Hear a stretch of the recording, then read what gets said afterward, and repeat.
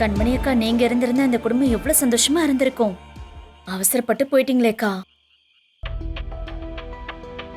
நானும் கிராமத்துல ஏதோ ஒரு பையனை பார்த்து கட்டிக்கிட்டு எனக்கு பிடிச்ச மாதிரி ஒரு வாழ்க்கைய வாழ்ந்திருப்பேன். உங்க சாவுனால இப்ப எல்லாமே தலைகீழா மாறிடுச்சு. நீங்க தான் கண்மணி அக்கா இந்த குடும்பத்தை நல்லா வச்சுக்கணும். நீங்க தான் ராகவன் மாமாவை என் கூட சேர்த்து வைக்கணும். அண்ணி, உங்களுக்கு ஒரு விஷயம் தெரியுமா? என்ன குழந்தனாரே? வீரா அன்னைக்கு அந்த ஃபங்க்ஷன் போக முடியல, அதனால பெரிய பிரச்சனை ஆயிடுச்சு. அதனால அவ கலெக்டர் வேலைக்கு ஆபத்து வந்துருச்சுன்னா பாருங்களேன். என்னங்க இப்படி மினிஸ்டர் ஃபங்க்ஷனுக்கு போகாம விட்டது தப்பு தானங்க? அப்போ சிஎம் லெவல்ல கூப்பிட்டு கேட்பாங்கல்ல.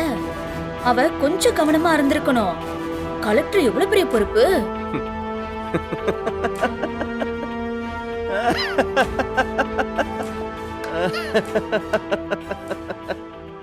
என்ன குழந்தனாரே? ஏன் அண்ணி, அது மினிஸ்டர் ஃபங்க்ஷன் நான் சொல்லவே இல்லையே.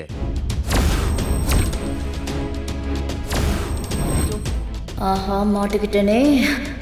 அப்போ அவ்வளவு பெரிய ஃபங்க்ஷன் நடக்க போகுதுன்னு தெரிஞ்சே தான் வீராவை லாக் பண்ணிருக்கீங்க. அண்ணி, ஆக்சுவலா சொல்ல போனா உங்கள்ட்ட இன்னொரு விஷயம் நான் கேட்கணும். அது எப்படி ஆரம்பிக்கிறது?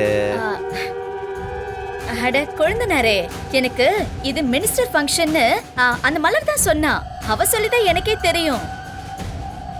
அப்பன்னா மலர் கால் பண்ணி கேட்டாலே எல்லாமே தெரிஞ்சிடும்ல. உங்கள்ட்ட சொன்னாலா இல்லையா? கேக்கவா? இருங்க இருங்க இருங்க. அவ என்கிட்ட சொல்லிட்டு அவ இப்ப மறந்துருப்பாளே. எதுக்கு இப்ப இதெல்லாம்? இப்ப நான் சொல்ல என்ன குழந்தனாரே தப்பாயிடுச்சு?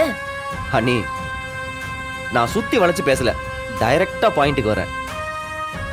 உங்களுக்கு வீரா மேல என்ன பிரச்சனை? அவ மேல உங்களுக்கு என்ன கோவம்? எனக்கு புரியல.